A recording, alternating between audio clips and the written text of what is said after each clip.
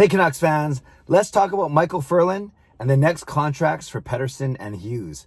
I'm Clay Emo, I'm at Canuck Clay on Twitter. I'm at Clayton Emo on Instagram. I'm the founder of the GLCPC, the Good Looking Canucks Positivity Club. This is my Canucks take, all in one take. It's Clay's Canucks commentary for Thursday, October the 22nd. This is where you get Canucks insight that's positive and timely.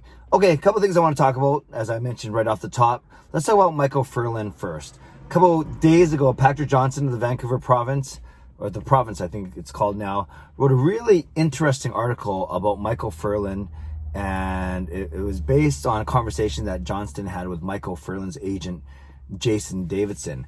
And what was really interesting, of course, the article was about Ferland's health, how much he wants to play, how he's tried to come back 3 times now when he's been with the Canucks. Once after he got hurt in his fight with Clifford, then one time in Utica, and then the third time as part of the playoff, the postseason bubble. And every single time he only did one period or a couple shifts, and then or a couple games, and then he had to go back on the shelf. Remember, Micheal Ferland, we signed him to a 4-year, $14 million contract, so $3.5 million a year, and we're only down, 1 year into that 4-year contract. So Jason Davidson said this: we can't keep doing this.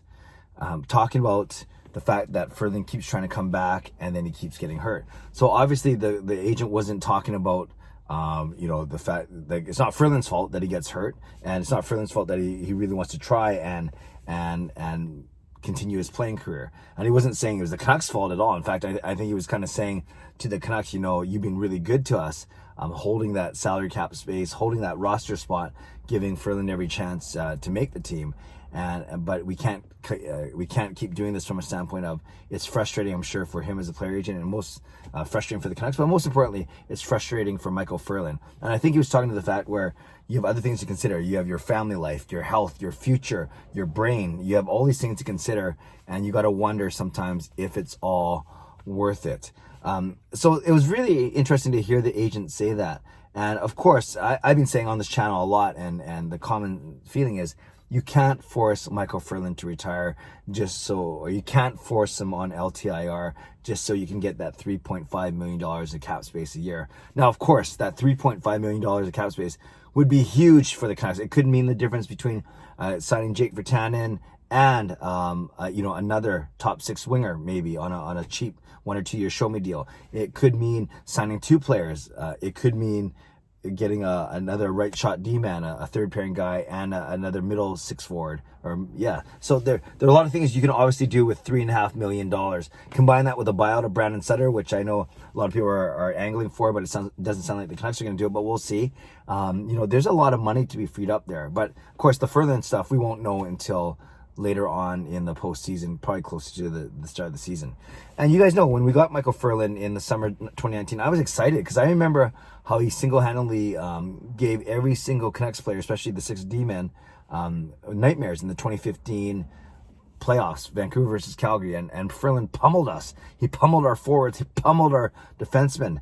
And I was really excited when we signed Ferland. I remember doing vlogs, about who's going to be on the top line with Pettersson and Miller. Is it going to be, who's going to be on the top line with Pettersson and Besser? Is it going to be JT Miller, or is it going to be Micheal Ferland? I remember doing vlogs about that when both Miller and Ferland were coming in. I said, wow, these are 2 guys in the top 6. And obviously Miller has been amazing, exceeding expectations, and Ferland, unfortunately, has not met expectations. So I talked about Micheal Ferland also in my vlog 2 days ago, and I was trying to project the top 6.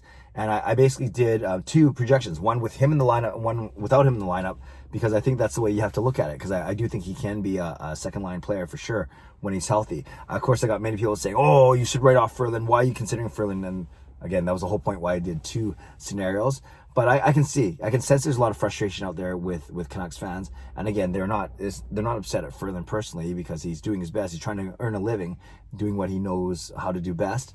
But when you look at the overall situation that the Canucks are in when it comes to salary cap, you're not wishing ill will in him at all. You're wishing the best for him, but you are saying, wow, that's $3.5 million that would be really good right now. So I guess my first question of the day is what's your hope for Micheal Ferland, and what's your prediction for Micheal Ferland? Do you think he comes back to the team and you can talk about salary ramifications inside your answer if you want. So that's the first question, is what's your hope and what's your prediction for Micheal Ferland's future here in Vancouver?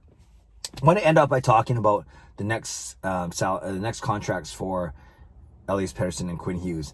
Thomas Drance was talking about this in his morning hit this morning on Halford and Bruff, and it's something I've talked about a little bit. And you always have to keep these contracts in mind as you're negotiating this year, because I've always said that the two things that should be paramount in the Canucks management minds are the Seattle expansion draft, and we've seen the way that's helped them make decisions, i.e. Markstrom, Demko, and then of course the next salaries for our two franchise players in Pettersson and Hughes.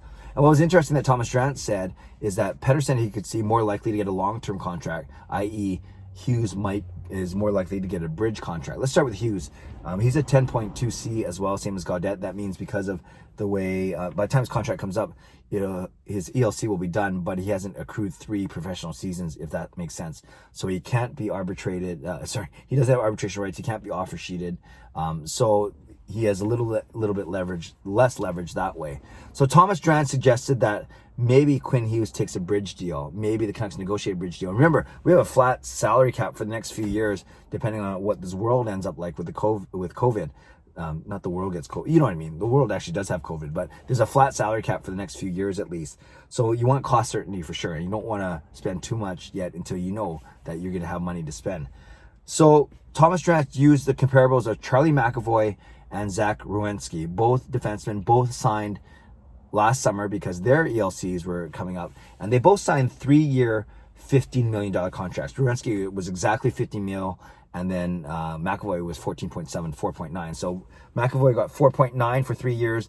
Werenski got $5 million for 3 years, and Drance suggested that would be a good comparable for Hughes.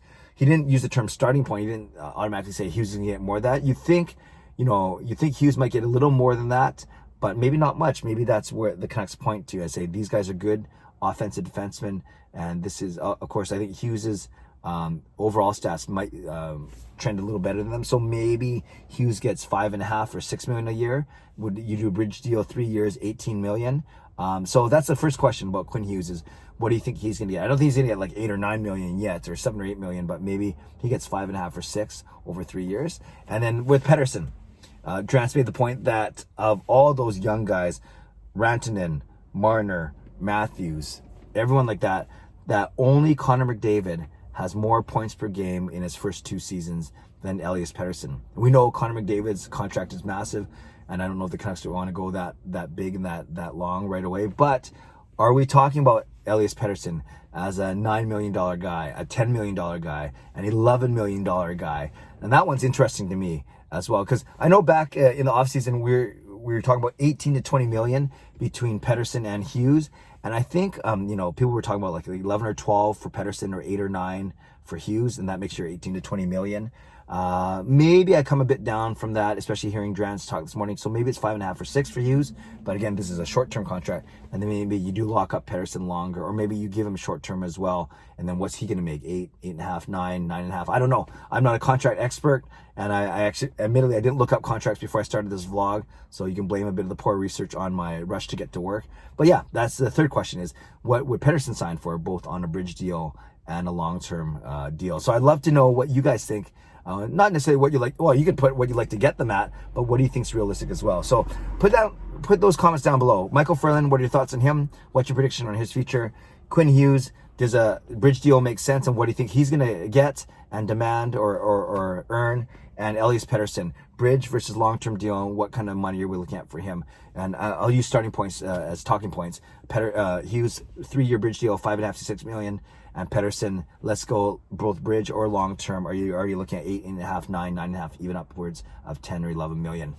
Let me know what you think. Leave a comment below. I love to read, react, and reply as always. Subscribe if you like to. Like this video if you like to. Enjoy the day. Stay safe, stay healthy, and take care of yourselves and each other. God bless, and go Canucks go.